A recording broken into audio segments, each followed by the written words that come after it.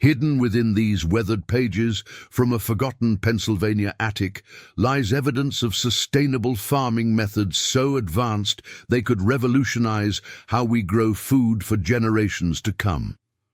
Modern agricultural experts are completely stunned by techniques that outperform today's most cutting-edge practices, techniques that were documented over a century ago, then mysteriously abandoned. Before we reveal the forgotten methods that have multi-billion-dollar farming corporations rushing to rewrite their playbooks, tell us in the comments where you're watching from and make sure you're subscribed, because tomorrow we're sharing another incredible historical discovery that will completely change how you think about traditional knowledge.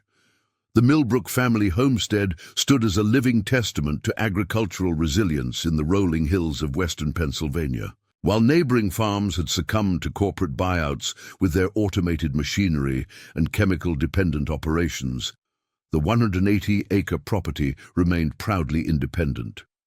At its heart sat a time-worn farmhouse built in 1887, its sturdy stone foundation and weathered wooden beams, having sheltered 5 generations who'd weathered drought, economic depressions, and the relentless industrialization of American agriculture. The farm itself seemed to defy modern agricultural logic. Its patchwork of fields didn't follow the rigid monoculture layouts of surrounding operations. Instead, the Millbrook land featured an intricate mosaic of diverse crops, strategic woodlots, and meandering hedgerows that created a landscape more reminiscent of farming practices from a century ago than the industrial operations surrounding them. Yet despite eschewing many modern farming technologies, the Millbrook harvests consistently outperformed neighboring farms, especially during challenging growing seasons. Walking the property's eastern field, you wouldn't find the standard uniformity of contemporary farms. Here, rows of corn grew alongside strips of nitrogen-fixing legumes. Scattered fruit trees stood sentinel at seemingly random intervals throughout wheat fields. Native wildflowers bloomed in deliberate patterns among vegetable gardens. To the untrained eye, it might appear haphazard, even chaotic. But local agricultural extension officers had long noticed something remarkable. The Millbrook farm required fewer inputs while producing more resilient crops and healthier soil than any other operation in the county. The farm's equipment shed told a similar story of thoughtful integration between old and new. Restored vintage implements from the early 1900s shared space with carefully selected modern tools. A meticulously maintained 1940s farmhall tractor still handled specific tasks that family tradition held were best done the old way. Unlike the GPS-guided, computer-controlled machinery dominating modern agriculture, much of the Millbrook equipment had been modified according to specific principles that had been passed down through generations, principles that somehow yielded results that modern agribusiness couldn't explain. What made the Millbrook approach even more remarkable was its resilience during extreme weather events. During the devastating drought of 2022 that decimated yields across the Northeast, their harvests remained surprisingly abundant.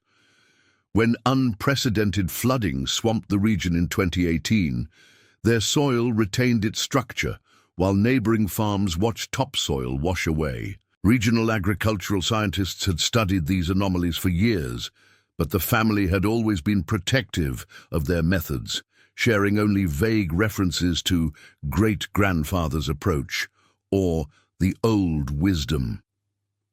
Throughout the farmhouse, evidence of this multi-generational knowledge transfer was everywhere. Handcrafted furniture built by ancestors still served daily use. The kitchen garden followed planting patterns established in the 1890s. Even the placement of outbuildings, windbreaks, and water management systems followed principles that seemed oddly prescient about challenges that would face farmers generations. Later, the family's current steward, Elizabeth Millbrook, hadn't planned on becoming the guardian of this agricultural legacy. At 42, the former sustainable agriculture professor had spent 12 years at Cornell University before returning to help her aging parents manage the increasingly demanding work of maintaining their traditional farming approach. Her academic expertise had initially made her skeptical of family methods that seemed to contradict modern agricultural science, yet she couldn't argue with their effectiveness.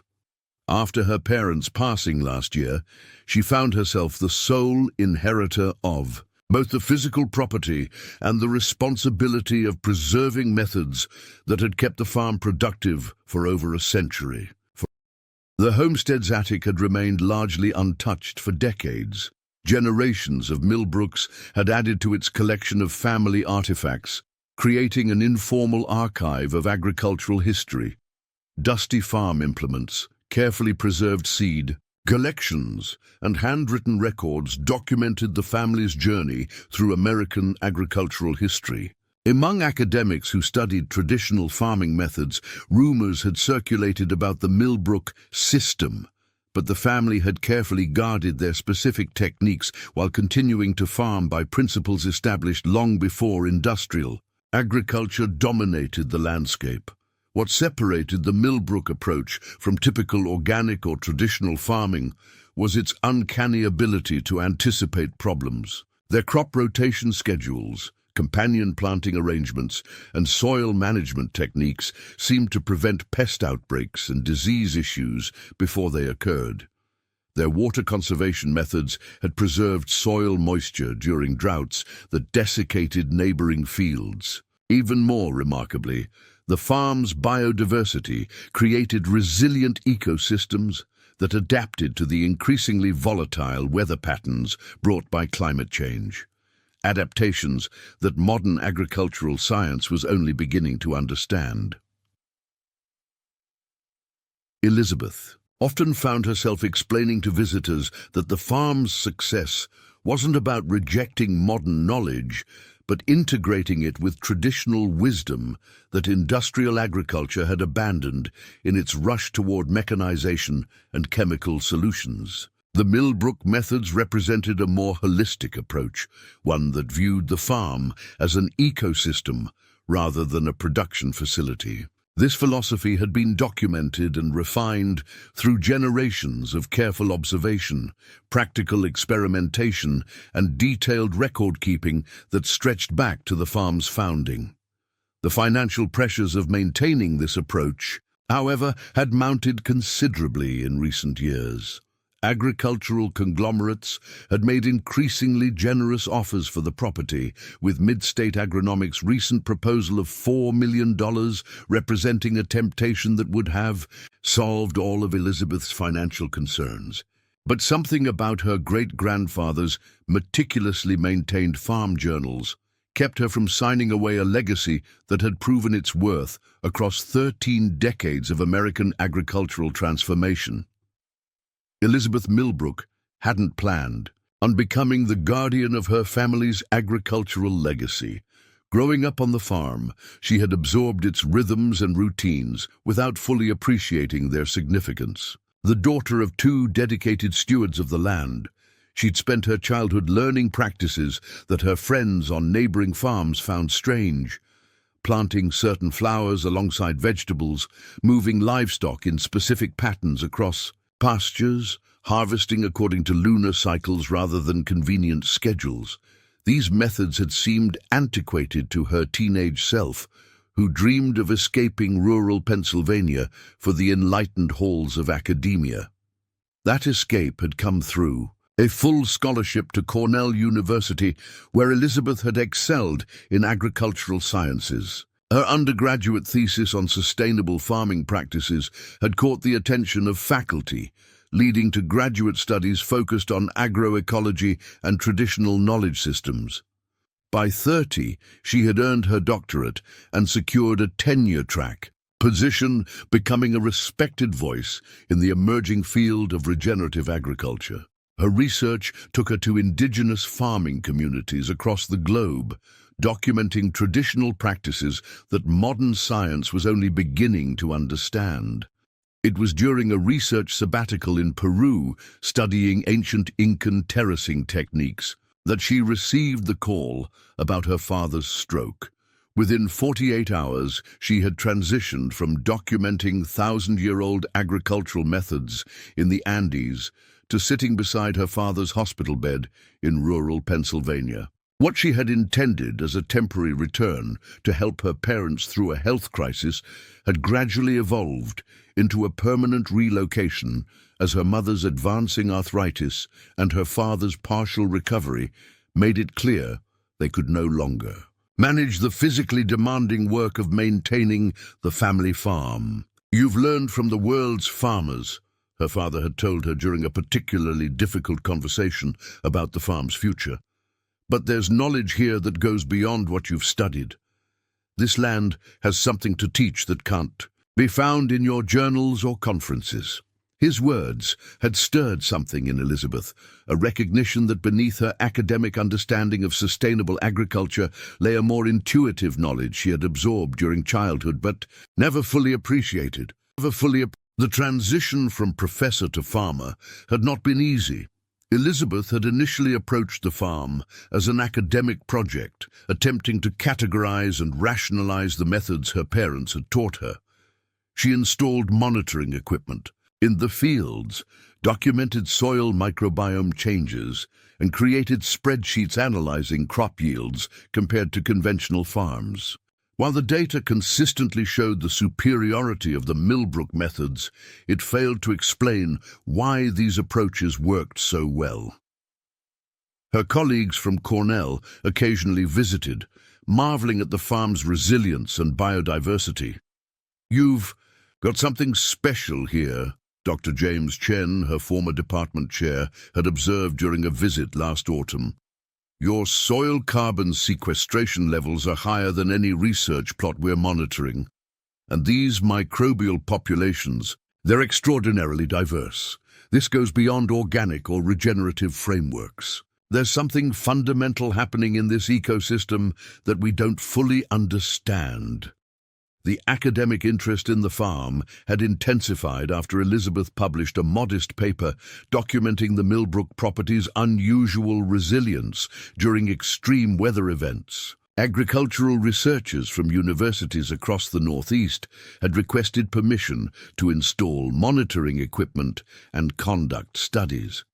While Elizabeth had allowed limited access, she found herself becoming increasingly protective of certain aspects of the farm's management, particularly the specific planting arrangements and soil treatments that followed protocols documented in her great-grandfather's journals.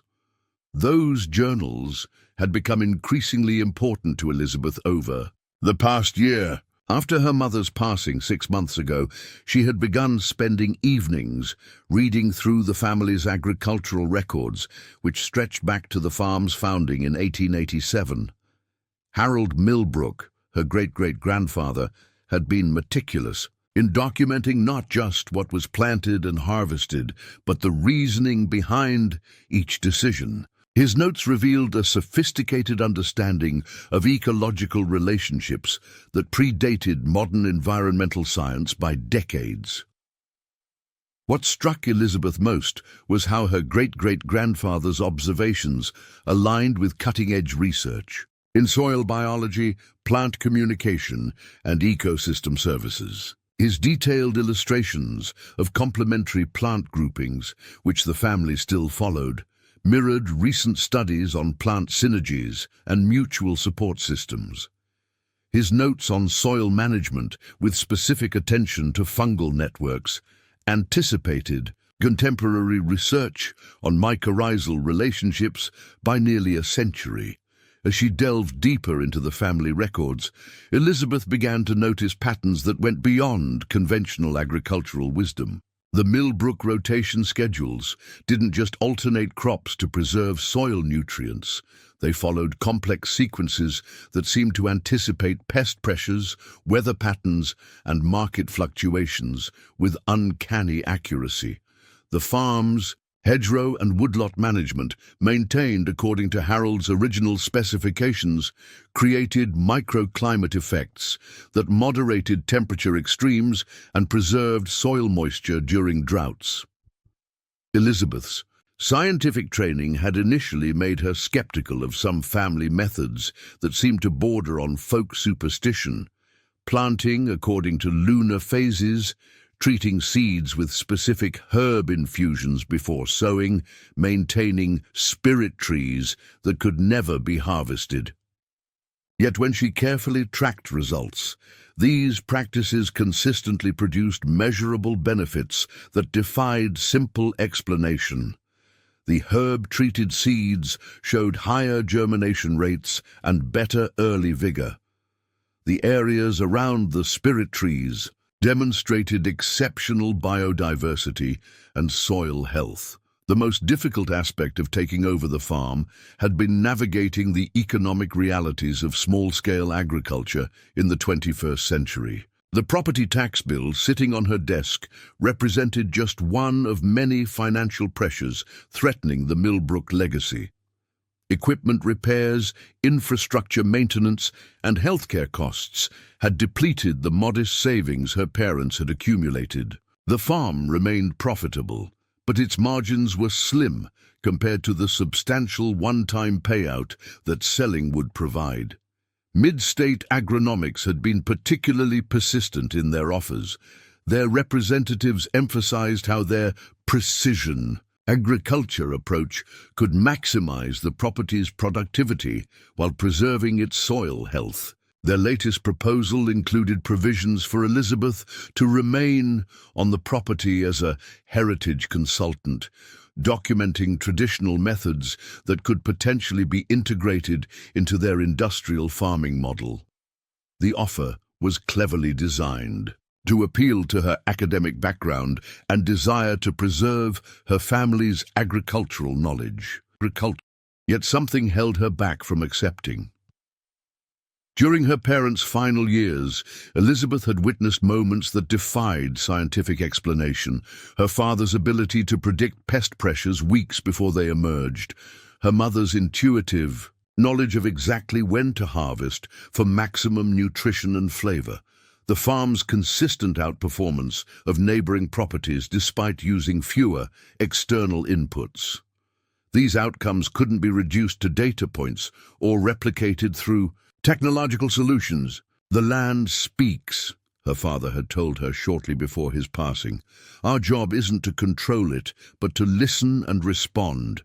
That's what the journals teach, not just techniques, but a way of seeing and hearing what the farm is telling us." At the time, Elizabeth had nodded politely, attributing his words to the poetic perspective of a traditional farmer rather than literal truth. Now, after a year of managing the farm herself, she was beginning to understand what he meant. The most recent mid-state agronomics letter remained unopened on her kitchen table as Elizabeth poured herself a cup of coffee and contemplated the day ahead. The spring planting season was approaching, and decisions made now would affect the farm's productivity throughout the year. Despite her academic credentials and growing practical experience, she still found herself referring to her ancestors' journals when planning the complex interplanting arrangements that were central to the Millbrook approach. The Millbrook farm's reputation as an agricultural anomaly had spread far beyond western Pennsylvania. While most small family farms struggled to remain viable in an era of industrial agriculture, the Millbrook operation consistently achieved yields that matched or exceeded those of conventional farms while using a fraction of the inputs. This success had attracted attention from various quarters.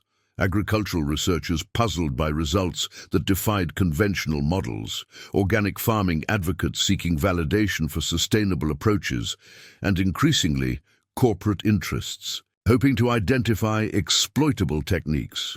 Dr. Rebecca Lawson from the National Sustainable Agriculture Research Center had been the first to document the farm's unusual performance metrics. Her 3-year study comparing the Millbrook property to neighboring farms had yielded data that initially seemed impossible. The Millbrook soil contained organic matter levels 3 times higher than surrounding farms, supported microbial populations of unprecedented diversity, and demonstrated water retention capabilities that agricultural models couldn't explain. The Millbrook system represents a significant anomaly in modern agriculture, Dr. Lawson had written in her widely circulated report. Using techniques that appear largely unchanged since the late 19th century, this operation achieves productivity levels comparable to industrial approaches while building soil health rather than depleting it.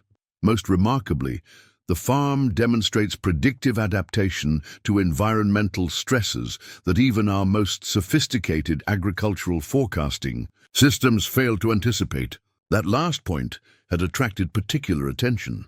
During the unprecedented drought of 2022, satellite imaging had shown the Millbrook farm as a green island amid a landscape of struggling crops. Elizabeth's decision to plant drought-resistant varieties that season had been made months before meteorologists predicted the unusually dry conditions. Similarly, her implementation of enhanced drainage systems in the lower fields had preceded the flash flooding events of 2018 by weeks, protecting soils that neighboring farms lost to erosion. When questioned about these seeming predictions, Elizabeth had initially attributed them to coincidence and careful observation of subtle environmental indicators. As a scientist, she hesitated to claim any special foresight. Yet privately, she couldn't deny the uncanny accuracy of the farm's response to challenges that blindsided other farmers. More puzzling still, many of these decisions hadn't been her own, but had come from following planting schedules and field management plans laid out in her ancestors' journals, plans created decades or even a century before these weather events occurred. The farm's anomalous performance extended beyond weather resilience. The Millbrook approach to pest management particularly confounded agricultural experts. While conventional farms battled increasingly resistant insect populations and spent fortunes on chemical controls, the Millbrook property maintained a complex ecosystem where pest populations remained naturally regulated.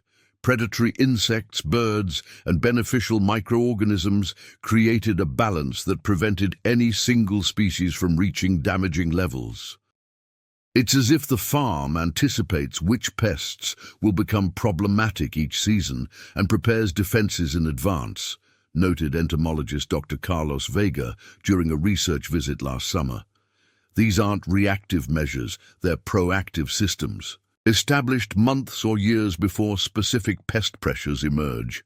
The biodiversity here isn't random, it's precisely calibrated to address challenges before they arise. The layout of the farm itself represented another anomaly that visitors immediately noticed. Unlike the geometric precision of modern farms, with their straight rows and homogeneous plantings, the Millbrook property featured a seemingly chaotic arrangement that actually followed sophisticated ecological principles. Certain plants were always grown in proximity to others. Field borders contained specific combinations of shrubs and perennials. Even the farm's fence rows hosted deliberately established plant communities that changed in composition around different fields. This complexity extended underground, where soil sampling revealed fungal networks connecting various plants in what appeared to be deliberate patterns. These mycorrhizal associations facilitated nutrient exchange between species, created resilience against disease, and enhanced water accessibility during dry periods. Most remarkably, these underground networks appeared to be actively managed through specific cultivation practices that had been maintained for generations. The farm's water management system presented perhaps the most visible anomaly. A series of ponds, swales, and subsurface channels directed water movement throughout the property in ways that maximized availability during droughts and prevented erosion during heavy rains. This system, initially established in the 1890s and refined through subsequent generations, anticipated hydrological engineering principles that wouldn't be formally developed until decades later.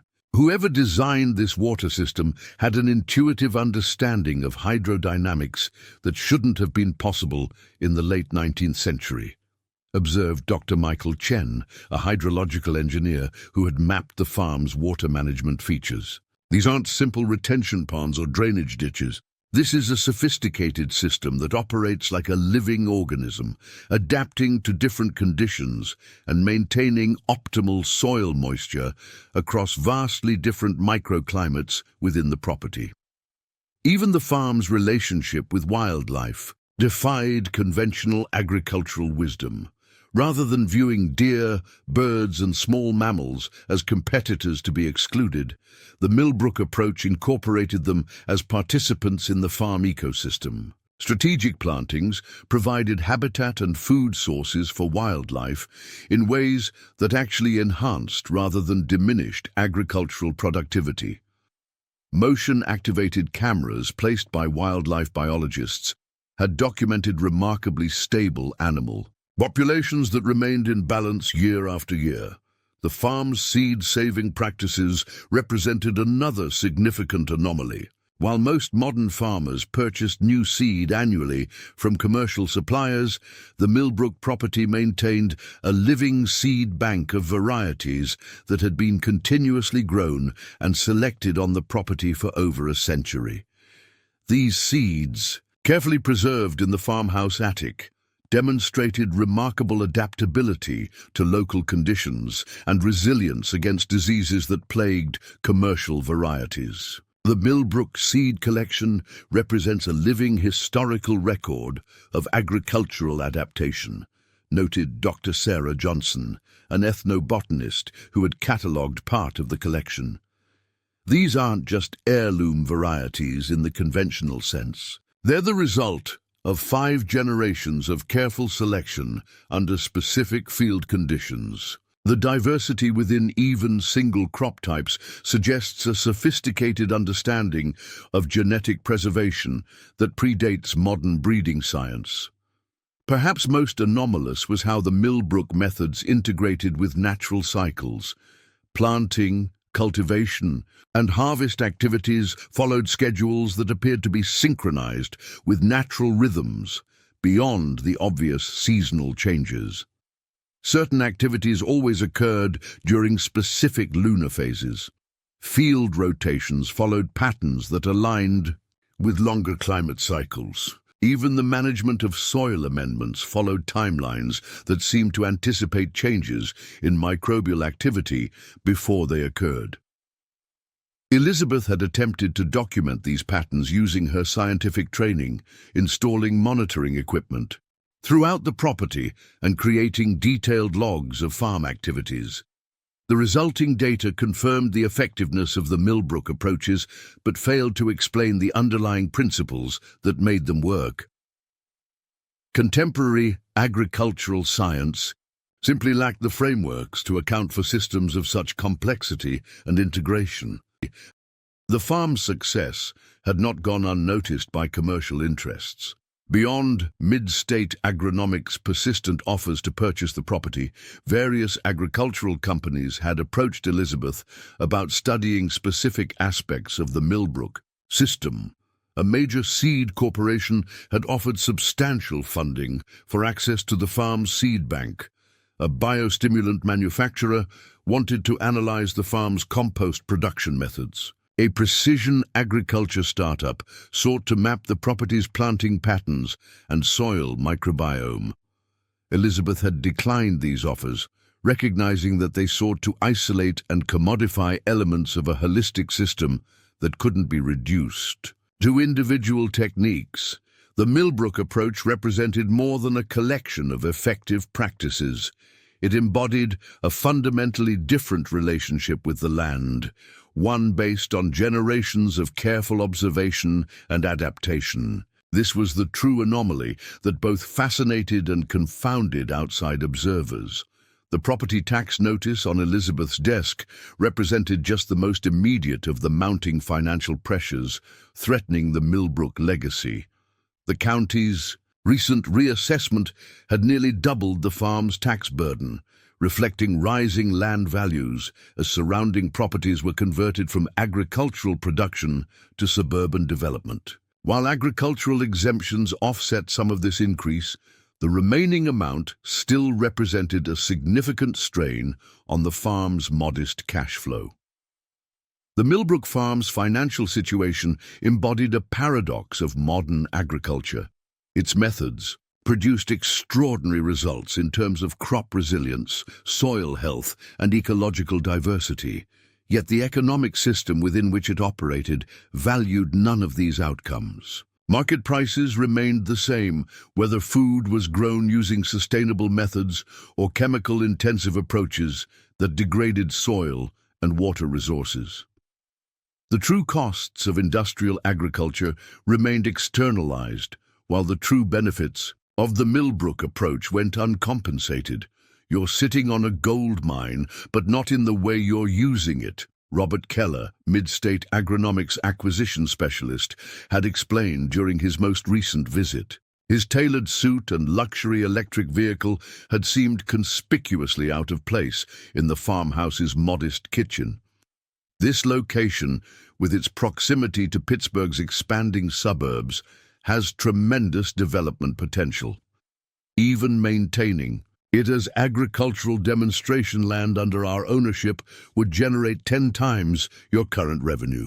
The offer he'd left, now $4.5 million plus consulting fees for Elizabeth to document traditional practices, represented a sum that would resolve all financial concerns while still allowing her to live comfortably and perhaps even establish a research foundation dedicated to sustainable agriculture.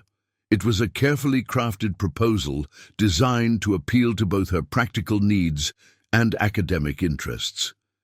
Financial pressure came from multiple directions. The farmhouse itself, with its original 1887 construction, required increasingly expensive maintenance. Last winter's partial roof failure had cost $22,000 to repair, depleting emergency funds that had taken years to accumulate. The barn needed structural reinforcement that contractors estimated would cost nearly $50,000. Even the farm's water management system, ingenious though it was, required regular maintenance that demanded both physical labor and financial resources. Equipment costs presented another significant challenge. While the Millbrook approach relied less on machinery than conventional farms, it still required specialized tools for its diverse operations. The farm's primary tractor needed a transmission rebuild estimated at $8,600.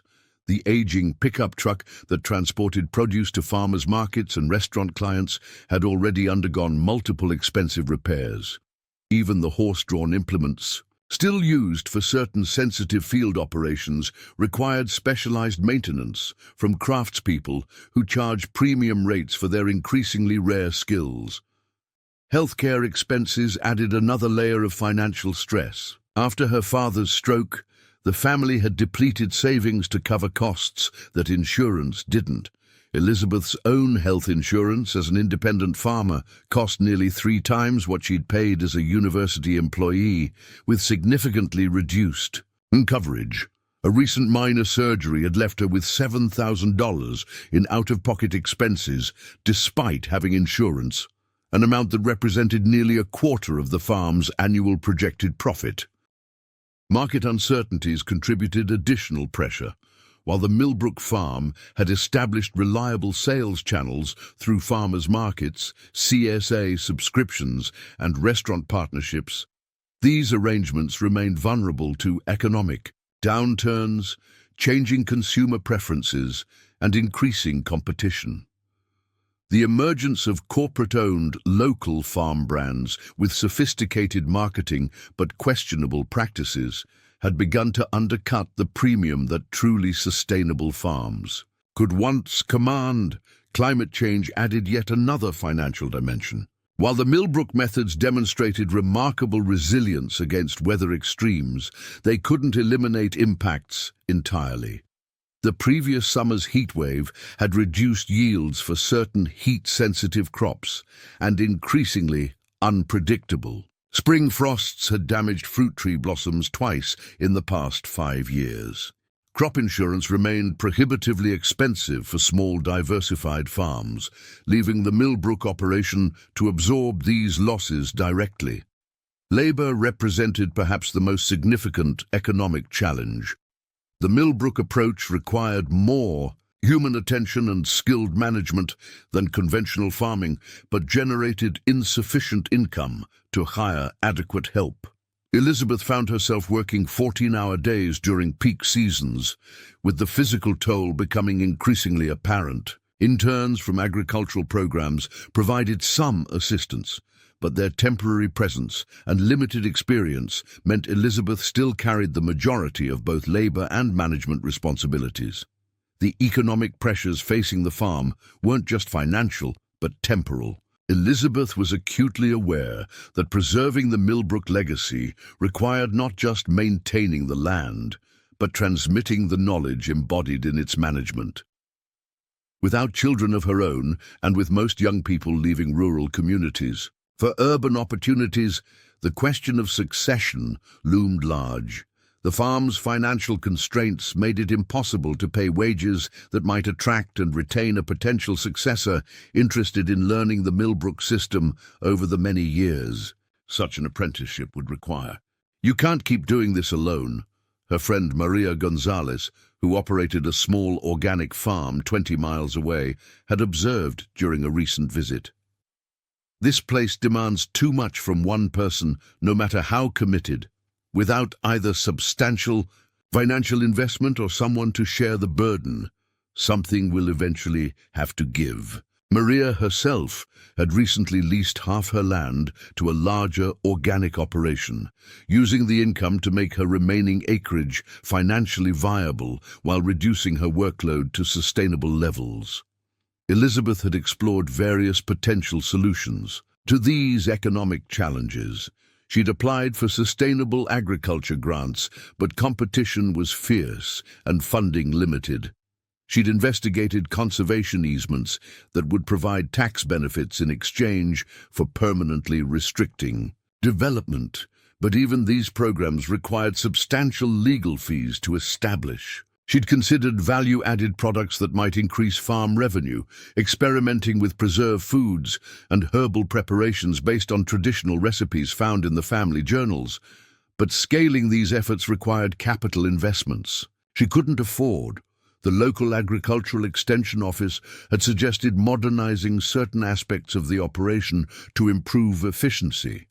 But these recommendations typically contradicted the integrated methods that made the Millbrook approach successful. The farm's complex polyculture system couldn't be managed with standard equipment or approaches. Even organic certification, which might have commanded premium prices for the farm's products, presented challenges because some traditional Millbrook practices didn't align with standardized organic protocols, despite often exceeding their ecological benefits. Elizabeth's academic connections had yielded some financial opportunities through research partnerships, but these collaborations typically focused on studying the farm rather than supporting its operations. Several universities had installed monitoring equipment throughout the property, collecting valuable data on soil health, biodiversity, and crop resilience. While these partnerships provided modest stipends and occasional equipment access, they demanded significant time for data collection and reporting without addressing the farm's fundamental economic challenges. The economic realities had begun to take a psychological toll. Elizabeth found herself lying awake at night, calculating financial projections, wondering how long she could continue operating before depleting remaining reserves. The profound irony wasn't lost on her.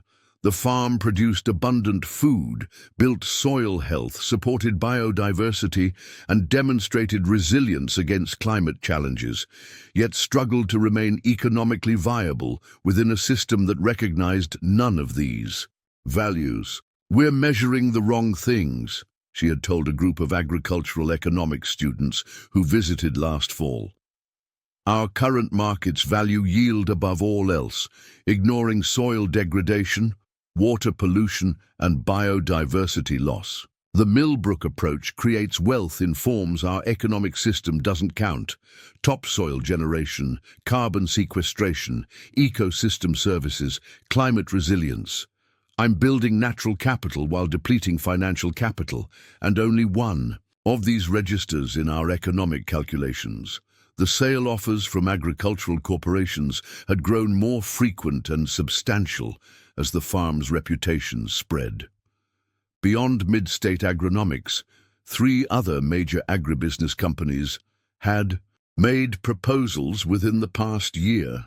Their representatives invariably toured the property with expressions of poorly concealed amazement, clearly recognizing value their companies couldn't yet quantify, but desperately wanted to possess. What these companies truly sought, Elizabeth had come to realize, wasn't just the land, but the knowledge embedded within it, generations of accumulated wisdom about working with natural systems rather than attempting to dominate them. This recognition made the decision even more difficult. Selling would provide immediate financial relief, but it would likely mean the disintegration of an integrated system of knowledge that had been carefully maintained and refined across 5 generations. The most recent letter from Mid-State Agronomics contained their most aggressive offer yet. The company proposed establishing the property as the Millbrook Center for Sustainable Agriculture Research, with Elizabeth retained as director with a substantial salary. The promotional materials accompanying the offer depicted a modernized operation with research facilities, demonstration plots, and educational programs, all built around the Millbrook legacy of agricultural innovation. The glossy brochure presented an appealing vision that addressed many of Elizabeth's concerns about preserving and sharing the farm's knowledge. Yet between the carefully crafted lines, she recognized the fundamental transformation being proposed: the conversion of a living, integrated agricultural system into a corporate research facility designed to extract marketable techniques, while discarding the holistic philosophy that made them effective. As Elizabeth reviewed her monthly accounts at the kitchen table, the farm's financial reality stared back in stark numbers. Current revenues covered basic operating expenses, but left nothing for long-term investments, equipment replacement, or retirement savings. The property taxes due next month would require withdrawing funds from the rapidly diminishing account established with her parents' life insurance proceeds. Without significant changes, financial projections showed reserves completely depleted within 18 months. The Mid-State Agronomics offer remained on the table, its deadline for acceptance approaching. The company had even included a personal note from their CEO, emphasizing how preservation of traditional agricultural knowledge aligned with their sustainability initiatives. The promised research budget alone would enable documentation and analysis of Millbrook methods at a scale Elizabeth could never accomplish independently. The economic pressure had reached a breaking point that demanded resolution. Either Elizabeth needed to find a sustainable financial model that would preserve the Millbrook approach in its integrated form, or she would need to accept that 5 generations of agricultural wisdom might best be preserved by documenting it before surrendering. The land to new ownership. With spring planting decisions pending and resources dwindling, she could no longer postpone this fundamental choice about the farm's future. The farmhouse attic had become Elizabeth's refuge during difficult decisions.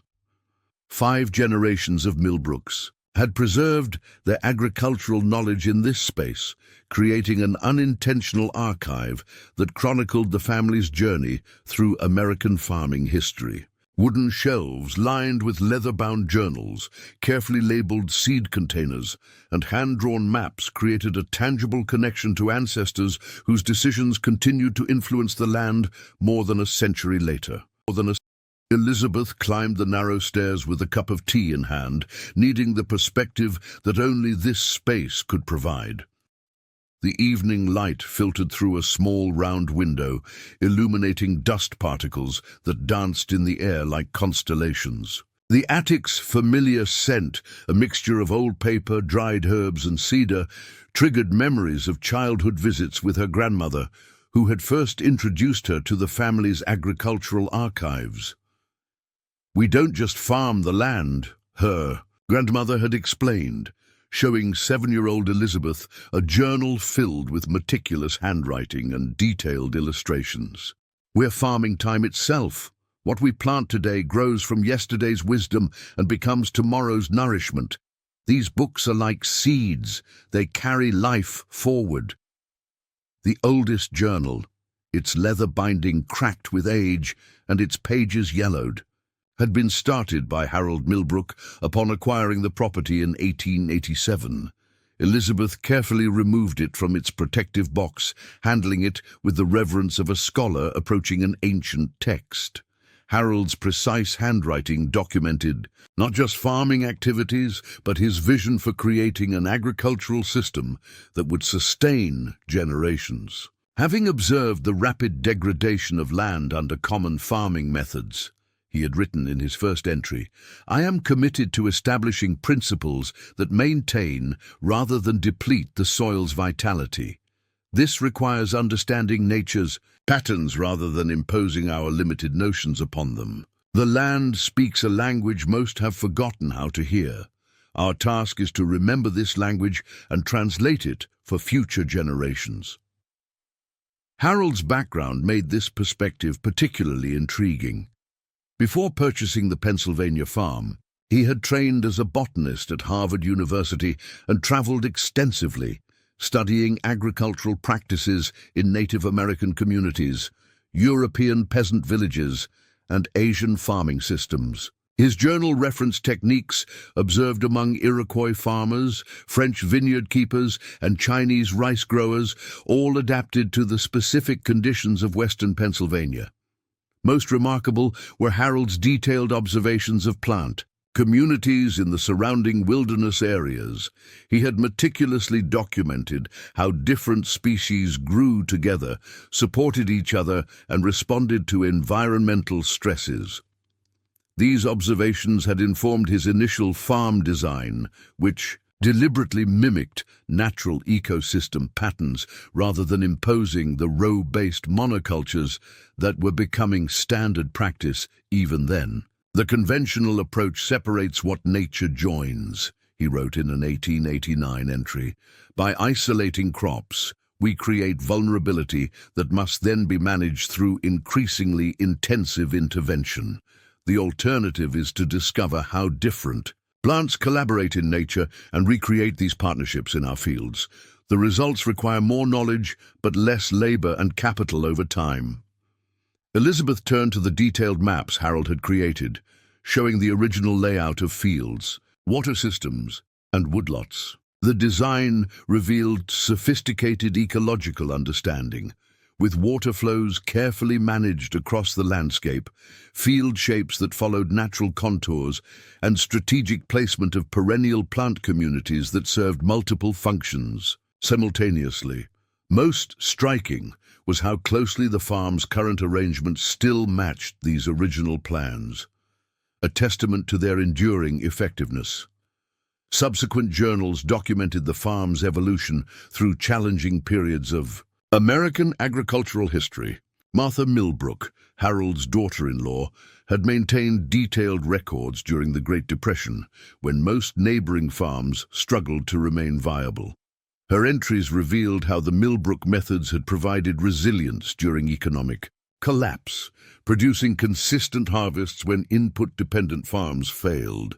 While others face ruin from crop failures and market collapse, Martha wrote in 1932, our approach continues to yield abundance with minimal purchased inputs. The complex soil ecosystem Harold established decades ago now sustains us when chemical fertilizers are unaffordable. This validates his core insight. Investing in natural systems creates resilience that conventional methods cannot match. The journals from the post-World War II period proved particularly revealing. As American agriculture rapidly industrialized with synthetic fertilizers, chemical pesticides, and mechanization becoming standard, Elizabeth's grandfather William had faced intense pressure to abandon traditional methods. Agricultural extension, agents, equipment salesmen, and chemical company representatives had all urged modernization, warning that old approaches couldn't compete in the new farming economy. Today, I received the third visit this month from the county agent, William wrote in 1954. He brought statistics showing yields from farms using the new fertilizer regimes and insecticides. The numbers appear impressive until one accounts for increased costs and declining soil health. When I showed him our production records and soil tests, he seemed genuinely confused. But how are you achieving these results without modern inputs? He asked repeatedly. William's entries documented his decision to selectively incorporate certain modern innovations while maintaining the farm's ecological foundations. He had purchased mechanical equipment that could work within their complex field arrangements, adapted record-keeping systems to track more variables, and engaged with agricultural research that aligned with their approach. But he had resisted the fundamental shift toward chemical-dependent monocultures that characterized American farming's industrial transformation. The family's relationship with the broader agricultural community had grown increasingly complex during this period, as farming practices diverged dramatically between the Millbrook approach and mainstream methods. The family found themselves viewed as either backward traditionalists or prescient visionaries, depending on the observer's perspective. William's journals recounted both ridicule from neighbors embracing chemical agriculture and quiet visits from those same farmers seeking advice when new methods created unexpected problems. Johnson stopped by yesterday to ask about dealing with corn borers. William noted in 1962, his chemical treatments are no longer effective and the company recommends stronger formulations at greater expense. I showed him our companion planting approach and the beneficial insect populations it supports. He seemed skeptical, but took detailed notes. I can't afford to keep buying stronger poisons, he admitted. Perhaps most valuable were the records, documenting how the Millbrook approach had responded to significant environmental challenges. The journals detailed adjustments made during extraordinary drought years, unusually wet seasons, pest outbreaks, and market disruptions. Rather than reacting with emergency interventions, the family had typically anticipated these challenges and implemented proactive measures months in advance. Elizabeth's father, Thomas, had maintained this tradition of detailed record-keeping, with entries that increasingly incorporated scientific understanding while remaining rooted in practical observation. His training as a soil microbiologist had brought new dimensions to the family's approach, documenting microscopic soil life and its relationships with plant health. His journals included detailed drawings of fungal structures, bacterial colonies, and soil arthropods observed under his microscope. What science is only beginning to understand, Thomas wrote in 1985, Harold somehow intuited a century ago. The complex relationships between plants, soil microorganisms, insects, and larger animals create a self-regulating system that maintains balance without external inputs. Modern research is rediscovering principles our family has applied for generations. Most intriguing were the sections in various journals dedicated to what the family called pattern recognition. These entries documented observed correlations between seemingly unrelated phenomena. Certain cloud formations preceding specific pest emergencies, plant stress responses that anticipated weather changes weeks in advance, wildlife behavior that signaled soil condition changes. These observations had been compiled, tested, and refined across generations, creating a forecasting system of remarkable accuracy. Elizabeth had added her own scientific perspective to this knowledge base, installing monitoring equipment throughout the farm and correlating traditional observations with measurable data. Her contributions filled several journals, creating bridges between ancestral wisdom and contemporary science. Her entries documented how principles described in Harold's original journals aligned with cutting-edge research in soil health, plant communication, and ecosystem dynamics. As evening deepened, Elizabeth carefully returned the journals to their places and turned her attention to a weathered oak chest in the attic's far corner. This contained the farm's seed collection, a living library of agricultural genetic diversity maintained through 5 generations. Unlike modern seed banks with their temperature-controlled storage and technological preservation methods, this collection had been maintained through continuous cultivation, with portions of each harvest saved to plant the following season. The seed chest contained hundreds of carefully labeled containers, each holding varieties adapted to specific conditions on the Millbrook property. Most remarkable was how these seeds embodied both conservation and evolution, preserving heritage, genetics, while continuously adapting to changing conditions. Each container included notes on the variety's history, performance characteristics, and specific planting requirements. Elizabeth opened a glass jar containing bean seeds with distinctive, mottled patterns. The label, written in her great-grandmother's flowing script, identified them as Harold's Partnership beans, with a cultivation history dating to 1890. Notes indicated these beans had originally been obtained from Seneca farmers and had been continuously selected for specific qualities: nitrogen-fixing capacity, compatibility with corn plantings, resistance to bean beetle, and performance during dry conditions. The morning brought a fresh wave of contemporary pressures that contrasted sharply with the historical perspective Elizabeth had gained in the attic. Her email inbox contained messages that embodied the converging forces making the Millbrook approach simultaneously more valuable and more threatened than ever before. The first email came from the County Planning Commission, announcing proposed zoning changes that would facilitate residential development in the farm's vicinity. The attached maps showed planned subdivisions that would transform 3 neighboring properties from agricultural land to housing developments.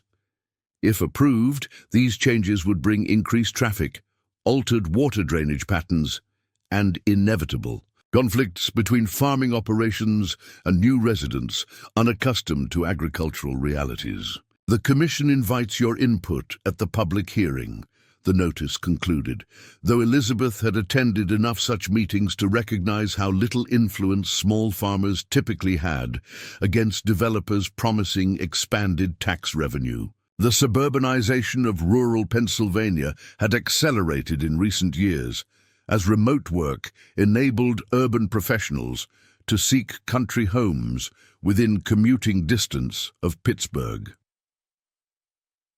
The second email came from her contact at Penn State's College of Agricultural Sciences, requesting urgent soil samples from the Millbrook property. Recent research had identified concerning microplastic contamination in agricultural soils throughout the region, with potential implications for food safety and soil health. The Millbrook farm, with its century of documented soil management, represented a crucial research control that might help scientists understand how different management practices affected contaminant accumulation. Your soil may hold answers to questions we're only beginning to formulate, wrote Dr. Jenkins, the soil microbiologist overseeing the study. The intact microbiome maintained on your property offers a glimpse of how healthy soil systems might process or isolate these contaminants. The scientific interest was flattering, but added another demand on Elizabeth's limited time without addressing the farm's economic challenges. A message from the Regional Weather Service provided another layer of pressure. The seasonal forecast predicted increased probability of extreme weather events throughout the growing season, earlier spring temperature fluctuations, potential summer drought conditions, and increased likelihood of intense precipitation events in the fall. These projections represented the latest manifestation of climate patterns that had grown increasingly erratic over the past decade, challenging even the Millbrook farm's resilient systems. Elizabeth sipped her coffee while scanning an agricultural policy update from the Pennsylvania Farm Bureau. The newsletter outlined pending legislation that would further advantage large-scale operations while creating additional regulatory burdens for diversified small farms. Proposed changes to water regulations, food safety requirements, and subsidy structures all reflected an agricultural policy framework designed around industrial models fundamentally different from the Millbrook approach. The morning's mail delivery brought additional pressure in physical form. A water quality testing notice from the Environmental Protection Agency indicated that groundwater throughout the watershed showed concerning levels of agricultural chemical residues from surrounding conventional farms. While the Millbrook property didn't use these inputs, it existed within a landscape increasingly dominated by chemical-intensive agriculture, creating contamination issues that didn't respect property boundaries. Most concerning was an official-looking envelope containing notice of a property assessment appeal filed by Evergreen Development Corporation, challenging the agricultural tax status of the southern 10 acres of the Millbrook farm. The company claimed this portion of the property wasn't actively farmed and should therefore be taxed at commercial rates, a change that would increase the tax burden by nearly $14,000 annually. Elizabeth knew this section actually contained crucial habitat for pollinators and beneficial insects that supported the entire farm system. But explaining this integrated approach to tax assessors would prove challenging. A text message from Maria brought news that Riverdale Farm, one of the last remaining traditional operations in the county, had sold to Midstate Agronomics after the owners faced catastrophic medical expenses. "They're converting everything to corn and soy," Maria reported. "Frank said they're ripping out all the hedgerows and wetland buffers next week." The loss of another ecological farming operation represented both an emotional blow and a practical concern, as it meant one fewer ally in maintaining agricultural diversity within an increasingly homogenized landscape. The mounting contemporary pressures weren't limited to external forces. As Elizabeth prepared for the day's fieldwork, she confronted internal challenges as well. At 42, the physical demands of managing the farm alone had begun taking a toll that couldn't be ignored. A persistent ache in her lower back served as a daily reminder that certain tasks required more effort than they had a decade ago. Without help, the labor-intensive aspects of the Millbrook approach were becoming increasingly difficult to maintain. Elizabeth's academic training added another dimension of pressure. Her scientific understanding of soil health, biodiversity, and ecological systems made her acutely aware of what would be lost if the Millbrook approach disappeared. The farm represented not just a family legacy, but a functioning example of agricultural principles that modern science was only beginning to validate. Principles that offered potential solutions to pressing agricultural challenges. The most Immediate pressure came from the calendar itself. Spring planting decisions couldn't wait, regardless of larger questions about the farm's future. According to both the family journals and Elizabeth's scientific monitoring, specific cover crops needed termination this week to prepare fields for main season plantings. Seed starting in the greenhouse required immediate attention. The choreography of the Millbrook approach depended on precise timing that couldn't be postponed, while Elizabeth deliberated about long-term decisions. As she pulled on work boots and prepared to begin the day's tasks, her phone rang. The caller ID displayed Mid-State Agronomics, likely Robert Keller, following up on their acquisition offer. Elizabeth let it go to voicemail, unable to engage in that conversation while the day's essential work waited. The irony wasn't lost. On her, the very system corporate interests sought to acquire required her full attention to maintain, leaving no time to negotiate its potential sale. The pressure intensified later that morning when Elizabeth visited the local farm supply store. Two corporate representatives from Agritech Solutions were delivering a presentation on their latest seed treatment technology, which promised to address pest issues increasingly prevalent in conventional farms throughout the region. The irony was striking. These were precisely the pest problems the Millbrook approach had avoided through its integrated management system, yet the proposed solution involved further chemical intervention rather than addressing root causes. "You're still running the Millbrook place, aren't you?" asked Tom Hartley, who managed a 2,000-acre conventional grain operation nearby.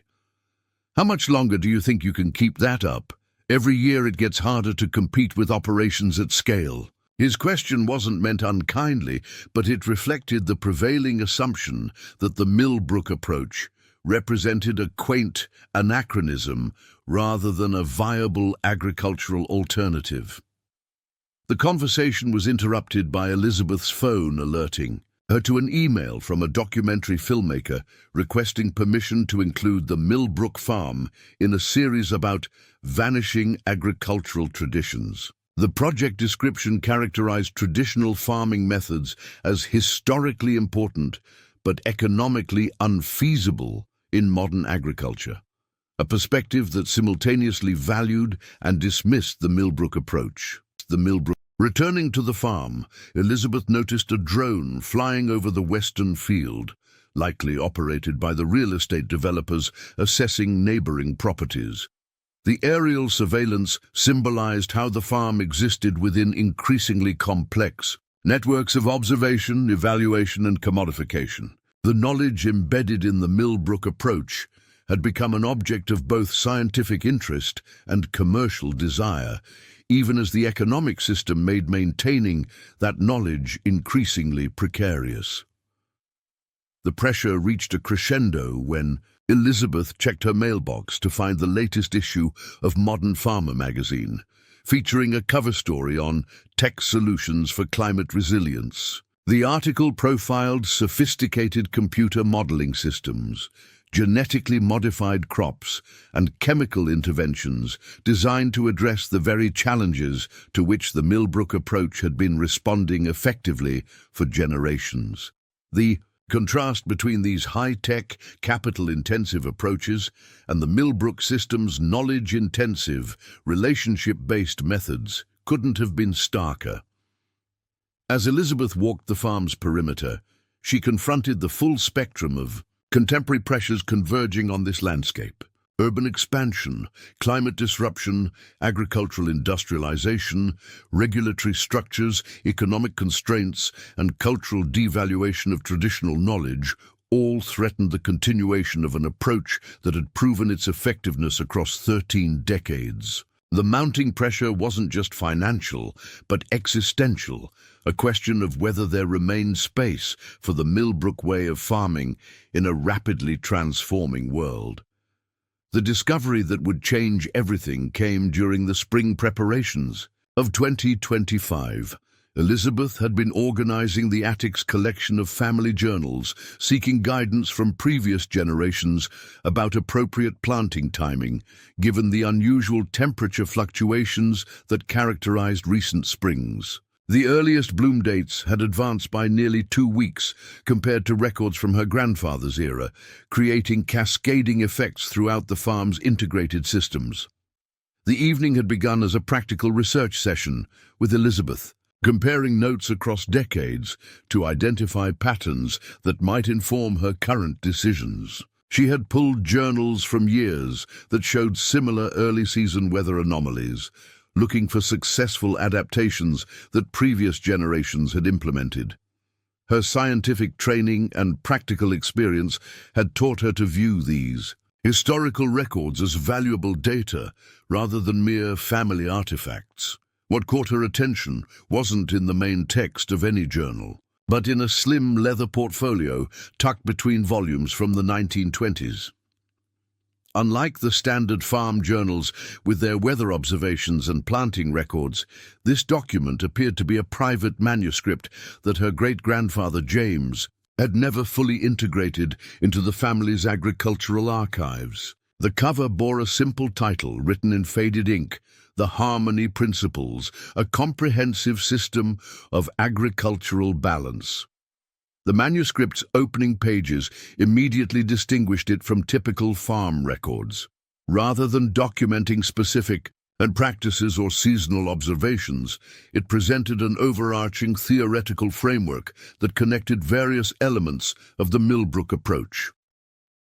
The introduction explained that the document represented James Millbrook's attempt to articulate the underlying principles that had guided the family's agricultural practices since Harold's initial establishment of the farm. While our daily practices address immediate farming challenges, James had written in a precise, scholarly hand, they emerge from deeper principles that my father discovered through careful observation and deliberate experimentation. This manuscript attempts to articulate these foundational insights, not merely as farming techniques, but as a coherent philosophy of agricultural harmony that may prove valuable in times of significant disruption. The date at the manuscript's bottom, October 1929, gave Elizabeth pause. James had completed this document on the eve of the stock market crash that would trigger the Great Depression, just before American agriculture would face its greatest historical challenge. The timing suggested a deliberate effort to preserve agricultural knowledge that might otherwise be lost during a period of unprecedented economic and environmental disruption. What distinguished this manuscript from other family documents was its systematic organization. Rather than chronological entries or specific farming instructions, it presented a coherent theoretical framework organized around what James called the 7 principles of agricultural harmony. Each principle was explained through detailed text, hand-drawn illustrations, and specific examples from the Millbrook Farm's operations. First principle, integrated diversity, began the initial section. All natural systems maintain stability through diversity arranged in functional relationships. Agricultural systems must mirror this essential characteristic rather than reducing complexity for short-term convenience. The productive capacity of any agricultural landscape emerges from the relationships between its elements rather than from the elements themselves. Elizabeth's scientific training immediately recognized how this principle anticipated modern ecological understanding by nearly a century. James had articulated a systems-based approach to agriculture decades before systems theory would be formally developed. His detailed examples showed how the Millbrook farm had implemented this principle through carefully designed polycultures, habitat diversification, and strategic integration of wild and cultivated spaces. The second principle addressed temporal relationships, cyclical succession, and seasonal alignment. This section explained how the Millbrook approach synchronized farming activities with natural cycles across multiple time frames, daily light patterns, monthly lunar phases, seasonal progressions, and longer climate cycles. Most remarkable was James's documentation of how the farm maintained awareness of and responded to climate patterns that operated on multi-year or even multi-decade cycles. By observing and documenting ecological responses to longer climate patterns, James wrote, we can anticipate conditions before they manifest and adapt our practices preventatively rather than reactively. This requires maintaining generational records and developing literacy in the subtle indicators that precede major shifts. Elizabeth realized this principle explained the farm's seemingly prescient adaptations to weather challenges. The Millbrook approach had developed sophisticated pattern recognition capabilities that identified early indicators of changing conditions. The manuscript included detailed observational protocols and decision trees that formalized this forecasting system in ways that bridged indigenous knowledge traditions and scientific methodology. The third principle, regenerative metabolism, outlined the farm's approach to nutrient cycling, energy flows, and waste management. James had documented how the Millbrook system maintained closed resource loops decades before sustainability entered the agricultural lexicon. His illustrations showed elegant systems for capturing, processing, and recycling all materials generated on the farm, creating continuous regenerative cycles rather than linear resource paths. Modern agriculture increasingly separates production from recycling, James observed, creating artificial distinctions between waste and resource. Natural systems recognize no such separation. All outputs become inputs in continuous metabolic processes. Agricultural harmony requires re-establishing these circular relationships rather than maintaining linear resource flows that inevitably lead to both depletion and pollution. As Elizabeth continued reading, she found the fourth principle particularly relevant to current challenges: resilient adaptation. This section detailed how the Millbrook approach built capacity to absorb disturbance through redundant systems, flexible response mechanisms, and strategic reserves. Rather than maximizing production during favorable conditions, the farm maintained buffers and reserves that enabled rapid adaptation when conditions changed. Agricultural systems that prioritize maximum extraction during favorable periods create dangerous fragility, James wrote. True productivity must be measured across diverse conditions over time, including periods of stress and disruption. The capacity to maintain core functions during challenging circumstances represents the true measure of agricultural success. The manuscript's fifth principle addressed soil relationships. Living foundation. Here James had articulated a sophisticated understanding of soil not as an inert growing medium, but as a dynamic living community. His descriptions of soil microbial relationships, fungal networks, and plant-soil communications anticipated scientific discoveries that wouldn't be confirmed until decades later. The foundation of agricultural harmony lies beneath our feet, he wrote. The complex community of soil organisms represents the farm's most valuable asset and most essential workforce. Our primary responsibility is maintaining conditions that allow this underground community to thrive, trusting that healthy soil naturally produces healthy plants. Elizabeth found herself taking notes as she read, recognizing how these articulated principles connected to her own scientific understanding while extending beyond conventional agricultural frameworks. The manuscript bridged traditional knowledge and scientific insight in ways that offered potential solutions to contemporary challenges facing agriculture globally. The sixth principle explored energy relationships. Solar economy. This section explained how the Millbrook approach maximized photosynthetic capture and efficient energy transfer throughout the farm system. James had documented techniques for extending the growing season, maximizing leaf surface area throughout the property, strategically managing shade and reflection, and designing plantings to capture solar energy across multiple vertical layers. All agricultural wealth derives ultimately from sunlight, he explained. The fundamental task of harmonious agriculture is efficiently converting solar energy into forms that support human needs while maintaining the system's regenerative capacity. Every farm design decision should prioritize capturing, storing, and efficiently utilizing solar energy in its manifold forms. The seventh and final principle addressed what James called conscious participation, the human relationship with agricultural systems. This section explored how successful farming required developing particular awareness, knowledge, and relationships, rather than simply implementing techniques. He described specific observational practices, decision-making frameworks, and relationship building, approaches that enabled farmers to participate effectively in complex natural systems. The harmony of agricultural systems ultimately depends on the farmer's quality of attention and relationship, James concluded. No technique, however sophisticated, can substitute for the developed capacity to observe, interpret, and respond appropriately to the farm as a living whole.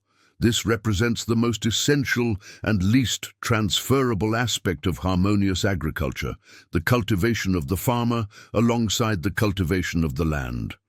As Elizabeth reached the manuscript's final pages, she found an additional section that explained the document's purpose and intended audience. James had created this systematic articulation of the Millbrook approach specifically to preserve essential agricultural knowledge during what he anticipated would be a period of significant agricultural disruption and knowledge loss.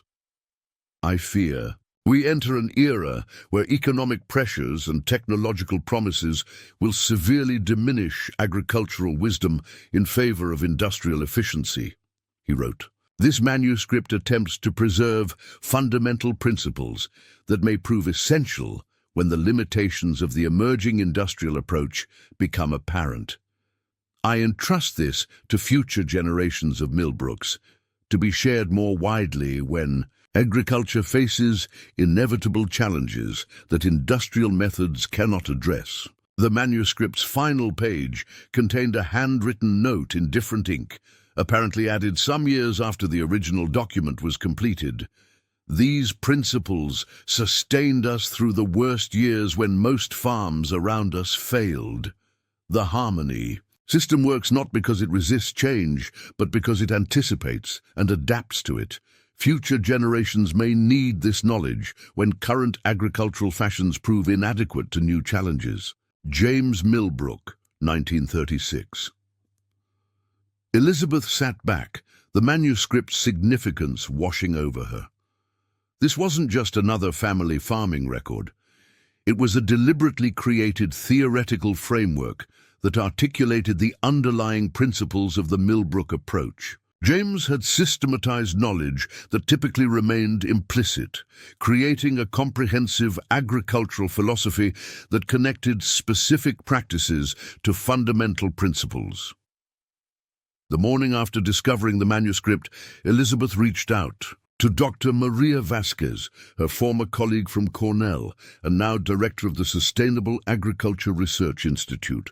Their friendship had endured Elizabeth's transition from academia to farming, with Maria providing both emotional support and scientific perspective during challenging times. If anyone could help evaluate the manuscript's significance beyond a family sentiment, it would be Maria. "Can you come out to the farm this weekend?" Elizabeth asked during their phone conversation, trying to contain the excitement in her voice. "I found something in my great-grandfather's papers that I think might be important, not just for our farm, but potentially for sustainable agriculture more broadly." Maria arrived Saturday morning, her hybrid car crunching up the gravel driveway as Elizabeth finished morning chores. At 48, Maria embodied the integration of scientific rigor and practical wisdom that characterized the best agricultural researchers. Her 2 decades studying traditional farming systems across 3 continents had given her unparalleled perspective on the relationships between agricultural knowledge systems and their practical applications. "You sounded pretty excited on the phone," Maria said as they settled at the kitchen table with coffee. "What's this mysterious discovery that couldn't wait until my next scheduled visit?" The teasing tone couldn't mask her genuine curiosity. She'd known Elizabeth long enough to recognize when something truly significant had emerged. Elizabeth carefully placed the leather portfolio on the table. "I found this manuscript while researching spring planting timing in the family journals. It's not like the other records. It's a systematic theoretical framework my great-grandfather created in 1929, just before the Depression. He called it the Harmony Principles and described it as a comprehensive agricultural philosophy based on what the family had learned since establishing the farm." As Maria began examining the manuscript, her expression shifted from polite interest to focused concentration. She lingered over the detailed illustrations, nodding occasionally as she recognized principles that aligned with her own research. By the time she reached the 3rd principle, she had taken out her phone to make notes and document particular passages. "This is remarkable, Elizabeth," she said finally, looking up from the yellowed pages. "Your great-grandfather articulated agroecological principles that wouldn't be formally recognized in scientific literature until the 1970s and 80s. Some of these concepts, particularly the soil microbial relationships and plant communication networks, weren't scientifically confirmed until the past 20 years. Maria turned to a particularly detailed illustration showing how different plant communities on the Millbrook farm supported each other through various mechanisms. This anticipates current research on plant facilitation and mutual support systems. By nearly a century, we're just now developing the scientific instrumentation to confirm what your great-grandfather documented through careful observation. The validation from someone with Maria's expertise gave Elizabeth's discovery new dimensions. This wasn't just a family curiosity, but potentially a significant historical document that bridged traditional agricultural knowledge and modern ecological understanding. The manuscript represented a systematic articulation of principles that contemporary science was only beginning to formally recognize. "What stands out most to me," Maria continued as she examined the manuscript section on resilient adaptation, "is how your great-grandfather integrated these principles into a coherent system. Modern agricultural research tends to isolate variables, to study them individually, which is scientifically necessary but often misses the emergent properties of integrated systems. This manuscript shows a sophisticated understanding of how agricultural principles work together as a unified whole." As they discussed the manuscript throughout the morning, Maria's excitement became increasingly evident. She recognized connections between James Millbrook's articulated principles and various sustainable agriculture movements that had emerged globally in subsequent decades: permaculture, agroecology, regenerative agriculture, and indigenous farming revitalization. The manuscript seemed to anticipate core elements of each approach while integrating them within a more comprehensive framework. "Your great-grandfather created this during an agricultural transition period remarkably similar to our own," Maria observed. "The late 1920s saw the early industrialization of American farming, with traditional methods increasingly displaced by mechanization and chemical approaches. He recognized the knowledge that might be lost in that transition and created this document to preserve it for future generations facing inevitable challenges." Their conversation was interrupted by the arrival of Dr. James Chen, Maria's colleague, from the Institute and a specialist in agricultural systems modeling. Elizabeth had met him previously during his research visits to study the farm's water management system. Maria had invited him to join them after seeing the manuscript's significance, knowing his expertise in complex systems would bring valuable perspective. "James needs to see this," Maria explained as she welcomed her colleague. "He's been developing mathematical models of sustainable agricultural systems for the past decade. I think your great-grandfather's manuscript might provide theoretical foundations that could significantly advance his work." Dr. Chen approached the manuscript with the cautious skepticism characteristic of his scientific discipline. As he carefully examined each section, however, his expression revealed growing appreciation for the document's sophistication. He paid particular attention to the mathematical relationships embedded within James Millbrook's illustrations, recognizing patterns that aligned with contemporary complexity science. "These relationship diagrams," he said, pointing to an illustration of plant-guild interactions, "they're essentially displaying network theory principles that wouldn't be formally developed until the 1960s. Your great-grandfather created a visual representation of complex agricultural relationships that anticipates modern network analysis by decades." He turned to a section describing what James had called cascading resilience patterns, the way properly designed agricultural systems created multiple backup mechanisms that engaged sequentially during stress events. "This is fascinating." He's describing what we now call nested adaptive cycles in resilience science. "We use advanced computational models to study these patterns, but your great-grandfather documented them through systematic observation." As the day progressed, the three of them analyzed the manuscript in greater detail, with Elizabeth providing context from the farm's historical records and current operations. Dr. Chen's perspective proved particularly valuable in identifying how the principles documented in A1929 connected to emerging frontiers in agricultural science, including climate adaptation, carbon sequestration, and ecosystem service optimization. The truly remarkable aspect, Dr. Chen noted as they examined the section on soil relationships, is that these principles aren't just historically interesting. They're directly relevant to our most pressing agricultural challenges. Modern science has confirmed what your great-grandfather somehow understood through observation and intergenerational knowledge transfer. Elizabeth felt a growing sense of validation as these respected scientists recognized the significance of her family's agricultural approach. For years, she had struggled to explain the Millbrook methods within conventional agricultural frameworks. The manuscript provided a coherent theoretical structure that connected traditional practices to contemporary scientific understanding. By mid-afternoon, Maria and Dr. Chen had begun discussing practical applications of the manuscript's insights. "This document provides a theoretical framework that could significantly advance our research," Maria explained. "We've been studying individual sustainable farming practices for years, but this offers a coherent system for understanding how those practices work together as an integrated whole." Dr. Chen nodded agreement.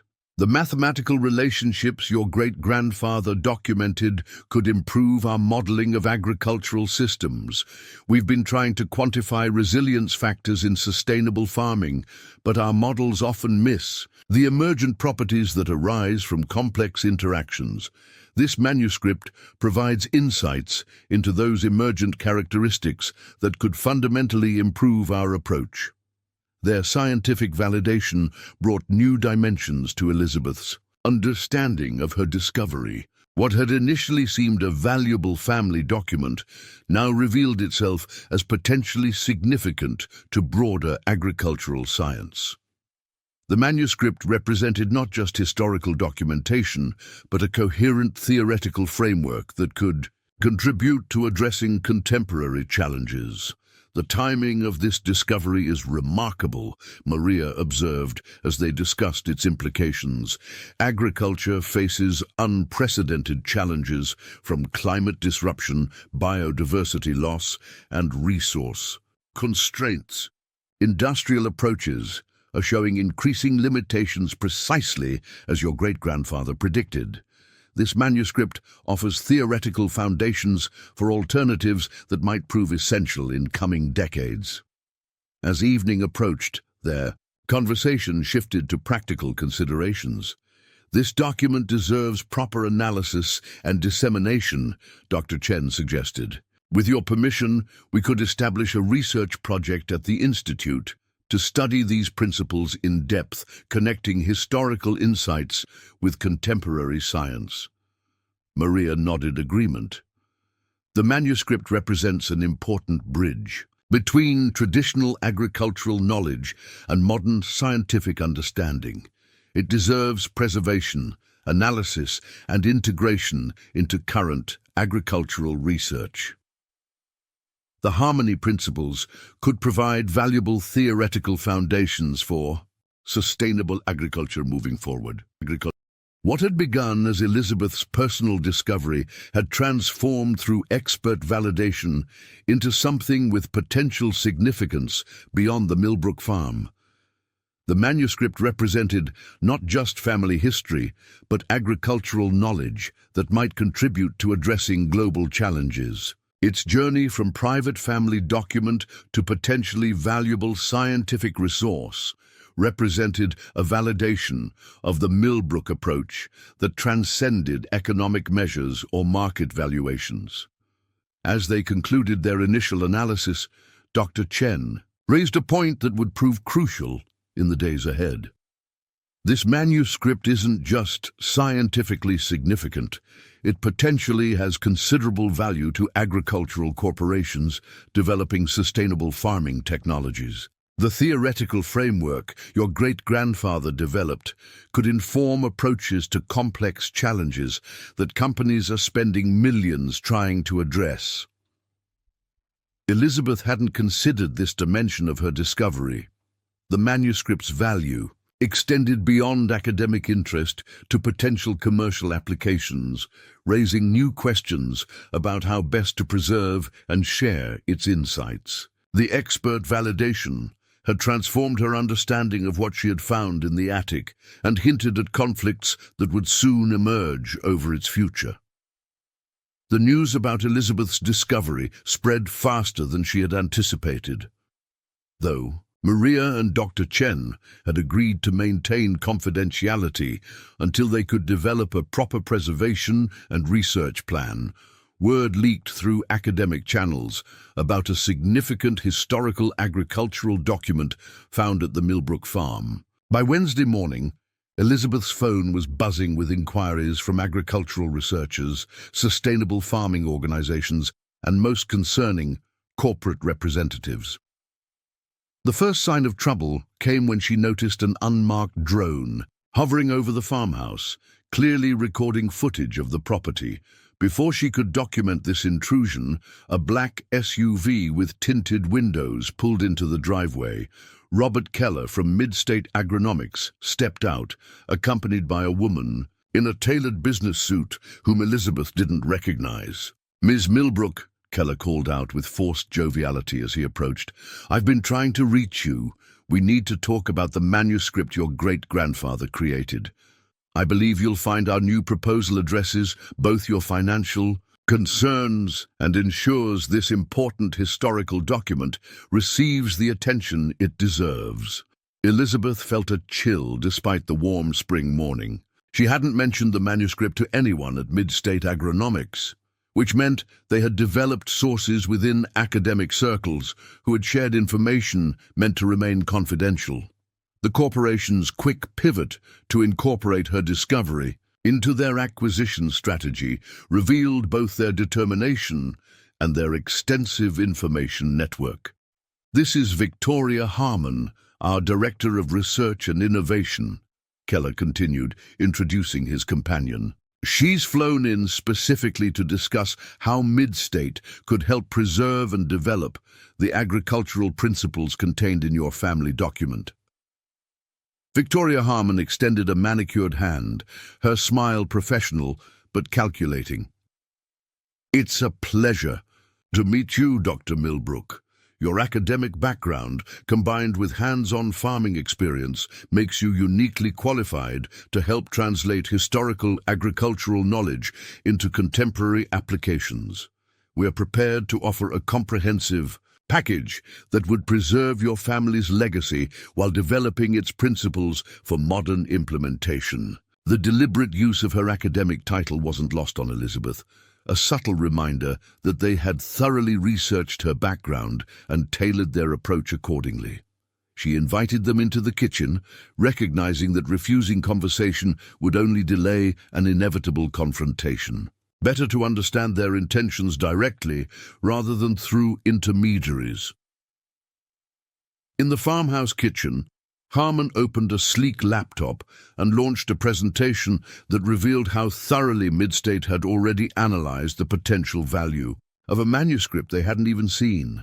Their proposal had expanded considerably from previous offers, now featuring the creation of a Millbrook Agricultural Innovation Center that would preserve the property while establishing research facilities to modernize and scale traditional knowledge systems.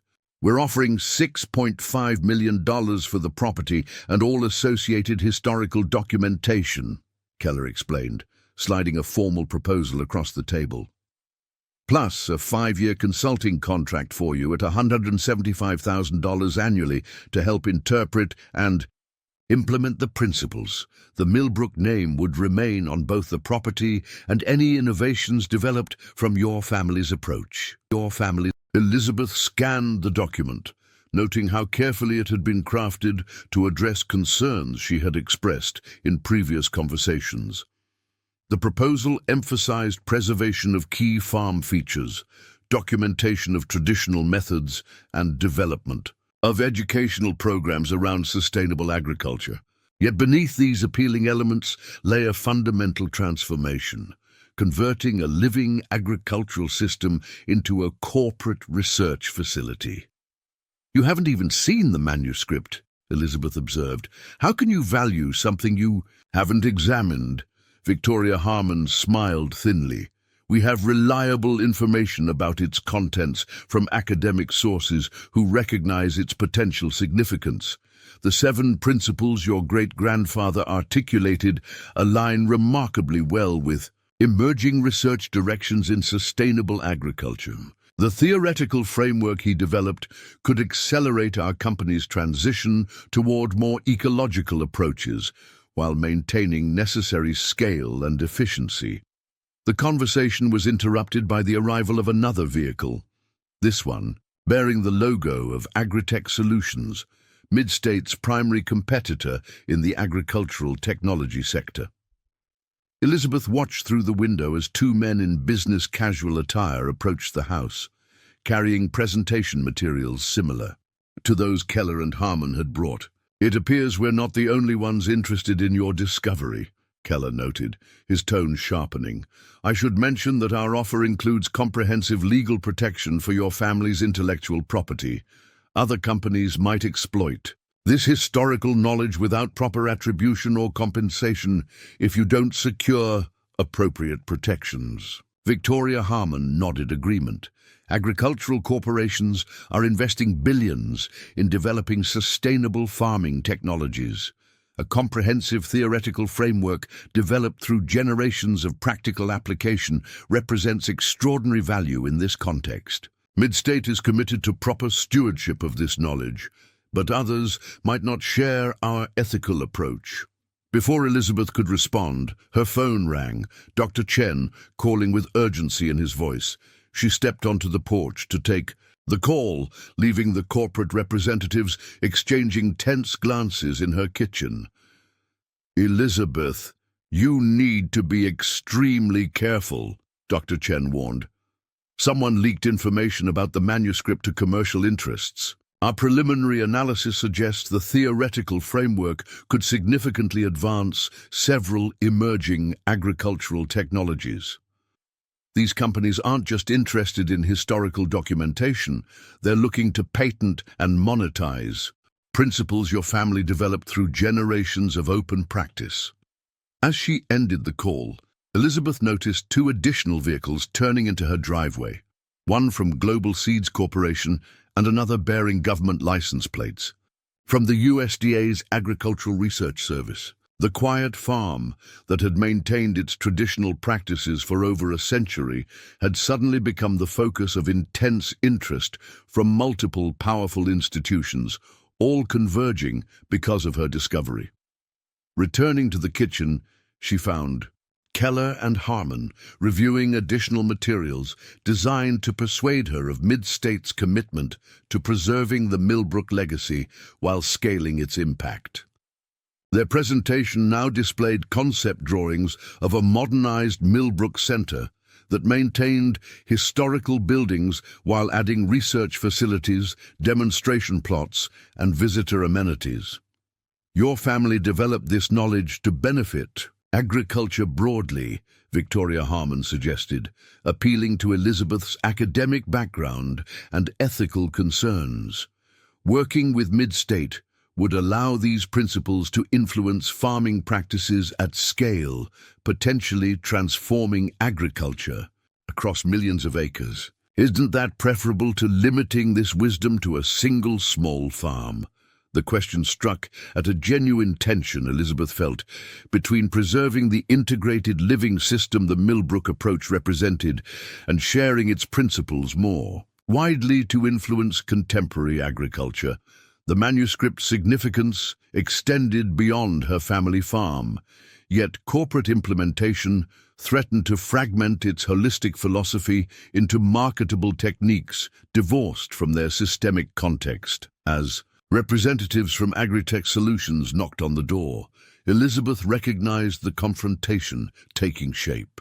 Major agricultural corporations were converging on her small farm, each seeking to acquire and control knowledge that had developed through generations of open practice and careful observation.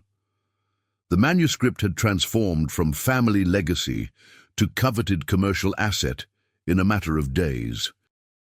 Before we continue this conversation, Elizabeth said carefully, I need to clarify that no decisions about the manuscript will be made hastily. Its significance extends beyond commercial applications, and proper stewardship requires thorough consideration of various perspectives. Victoria Harmon's expression hardened slightly.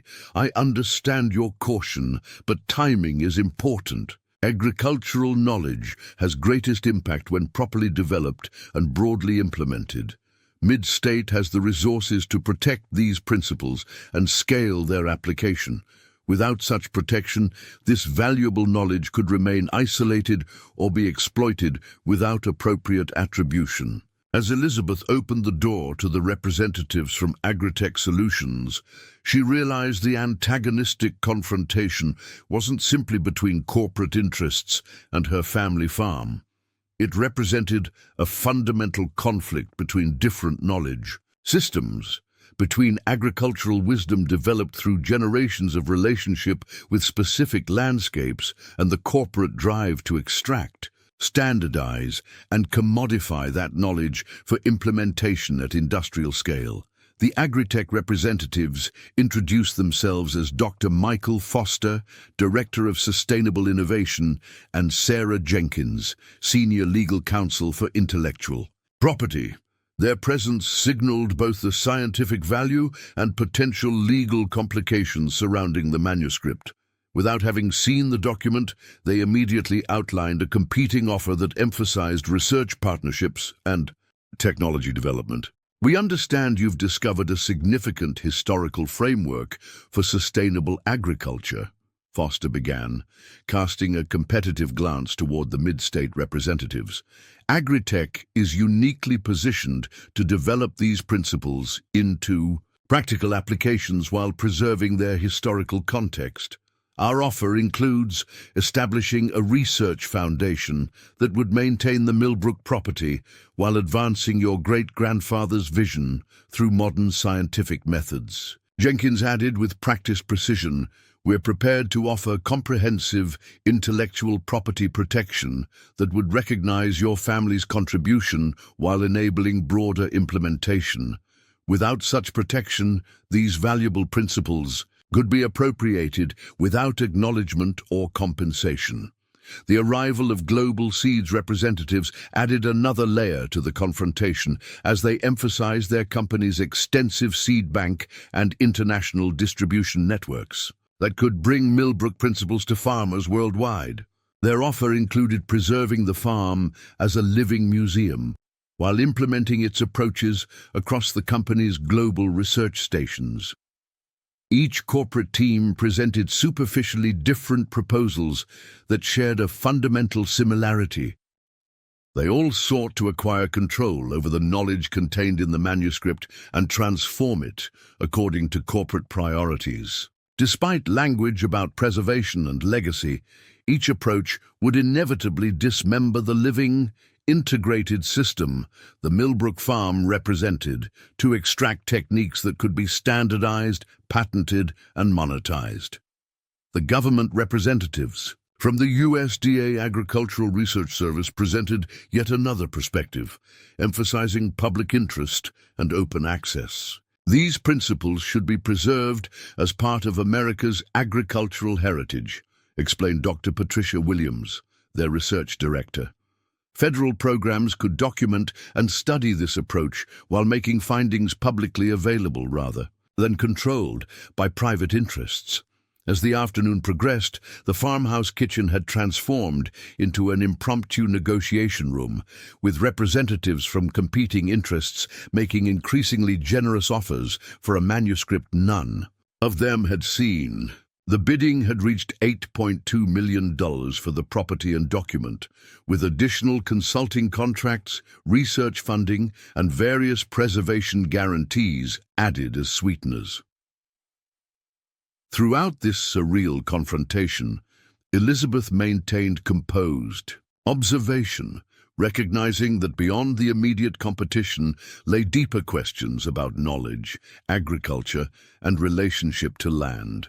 The manuscript had become a focal point for tensions between different agricultural paradigms, between knowledge developed through generations of direct relationship with specific landscapes and abstract principles extracted for universal application. By late afternoon, tensions between the corporate representatives had become increasingly evident. Mid-States Keller questioned Agritech's commitment to authentic sustainability, while Agritech's Foster suggested Mid-State would strip mine the manuscript for patentable technologies while discarding its philosophical foundations. Global Seed's representatives emphasized their international reach, while government officials stressed the importance of public rather than private control of historically significant agricultural knowledge. As the sun began setting over the spring fields, Elizabeth finally stood, her quiet authority bringing temporary silence to the competing voices. "I appreciate everyone's interest in my family's agricultural approach," she said carefully. "However, no decisions will be made today. The manuscript requires proper evaluation to understand its true significance and appropriate stewardship." Victoria. Harmon from Mid-State responded with barely concealed frustration. "Dr. Millbrook, while you consider these offers, remember that agricultural knowledge unprotected by appropriate legal frameworks remains vulnerable. The principles your family developed deserve proper development and protection that only substantial institutional resources can provide." As the various representatives reluctantly departed, leaving business cards and elaborate proposal packages behind, Elizabeth stood on the farmhouse porch, watching their vehicles disappear down the gravel driveway.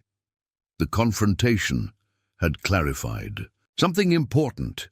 The manuscript's value extended far beyond its historical significance or even its scientific insights. It represented a fundamentally different approach to agricultural knowledge development that stood in direct contrast to corporate models of innovation and ownership. The quiet evening fields, carefully tended according to principles documented in that manuscript, offered stark contrast to the afternoon's tense negotiations. This land had sustained 5 generations of her family while building soil, supporting biodiversity, and adapting to changing conditions. The corporate representatives had seen the manuscript as a resource to extract and exploit, missing entirely that its true value lay in its integrated application within living agricultural systems. 3 days after the corporate confrontation, Elizabeth stood in the evening light, watching the sun set over fields that 5 generations of Millbrooks had cultivated. The manuscript in her hands, the Harmony Principles, now represented something far more profound than she had initially realized. What began as a historical curiosity had revealed itself as the key to understanding her family's extraordinary agricultural legacy. After sending all the corporate representatives away, Elizabeth had spent long hours with Dr. Maria Vasquez and a small team of trusted researchers, methodically connecting the manuscript's principles to the farm's current practices. Each seemingly quirky tradition, the spirit trees, companion plantings, water management systems, revealed itself as part of a sophisticated, integrated approach that modern science was only beginning to understand. It's not just a farming method, Maria had explained yesterday as they stood in the western field. Your great-grandfather documented an entirely different relationship with agricultural landscapes, one that views farms as complex, adaptive systems rather than production factories. He wasn't preserving traditions, he was codifying a revolutionary approach to agricultural knowledge. The revelation transformed Elizabeth's understanding of her inheritance. The Millbrook farm wasn't merely valuable land with historical curiosities. It was a living laboratory where generations had developed and refined principles that offered genuine solutions to agriculture's most pressing contemporary challenges. That morning, Elizabeth had received the latest corporate offer, $12 million, for the property and manuscript, plus named research positions for herself at 3 major universities. The figures were staggering, particularly for someone who'd been worrying about equipment repairs and property taxes just weeks earlier. Yet, as she walked through fields humming with biodiversity, Elizabeth recognized what the corporate representatives couldn't understand. The manuscript's true value lay not in isolated techniques that could be extracted and commercialized, but in the integrated whole, a living system that generated agricultural wisdom through ongoing relationship with specific landscapes. Her decision crystallized as she reached the hilltop, overlooking the farm's complex patchwork of fields, woodlots, and water systems. The corporate offers might solve her financial problems, but they would inevitably dismantle the living knowledge system her family had cultivated for generations. 1 week later, Elizabeth stood in the renovated barn, now converted into a simple meeting space. Before her sat representatives from a coalition of entities she had carefully assembled: the Sustainable Agriculture Research Institute, 3 land-grant universities, a coalition of family farms, and the newly formed Millbrook Agricultural Heritage Trust. The Harmony Principles will remain open knowledge, she explained, displaying the manuscript for the assembled group. No patents, no proprietary claims. This wisdom developed through generations of open practice and should remain accessible to all who wish to learn from it. The agreement she had crafted, with help from agricultural law specialists, established the Millbrook Farm as a living research and demonstration center. Academic partners would study and document the integrated system, while practicing farmers would learn practical applications of the principles. The Heritage Trust would maintain the property's agricultural integrity in perpetuity. Elizabeth had contributed the manuscript and intellectual legacy to the Commons, while retaining limited rights to ensure the principles wouldn't be fragmented or commercialized. Financial stability came through research grants, educational programs, and a unique arrangement where participating farms implemented Millbrook principles, while returning a small percentage of resulting gains to support the center's ongoing work. My ancestors didn't develop this knowledge to build wealth or claim ownership, Elizabeth told the group.